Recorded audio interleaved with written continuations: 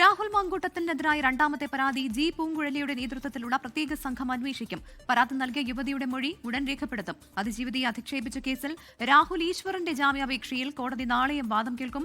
ആരോഗ്യനില മോശമായതിനെ തുടർന്ന് രാഹുൽ ഈശ്വറിനെ ആശുപത്രിയിൽ പ്രവേശിപ്പിച്ചു. 23-കാരിയായ പെൺകുട്ടിയുടെ പരാതിയിലാണ് ജി പൂങ്കുഴലി IPS അന്വേഷണ ചുമതല. KPCC DGPക്ക് കൈമാറിയ പരാതിയാണിത്. പരാതി നൽകിയ പെൺകുട്ടിയുടെ മൊഴി ഉടൻ രേഖപ്പെടുത്തും. മൊഴി നൽകാമെന്ന് പെൺകുട്ടി അന്വേഷണ സംഘത്തെ അറിയിച്ചിട്ടുണ്ട്. പെൺകുട്ടിയുടെ കൂടി സൗകര്യം കണക്കിലെടുത്താവും മൊഴി രേഖപ്പെടുത്തുന്നത്. അതിജീവിതയുടെ വിവരങ്ങൾ സമൂഹമാധ്യമങ്ങളിൽ പങ്കുവച്ച സംഭവത്തിൽ KPCC ജനറൽ സെക്രട്ടറി സന്ദീപ് വാര്യരുടെ മുൻകൂർ ജാമ്യാപേക്ഷ ഈ മാസം 8-ന് പരിഗണിക്കും. വിശദമായ വാദം കേൾക്കുന്നതിനാണ് കേസ് തിങ്കളാഴ്ചത്തേക്ക് മാറ്റിയത്. അതിജീവിതയെ അധിക്ഷേപിച്ച കേസിൽ രാഹുൽ ഈശ്വറിന്റെ ജാമ്യാപേക്ഷയിൽ കോടതി നാളെയും വാദം കേൾക്കും.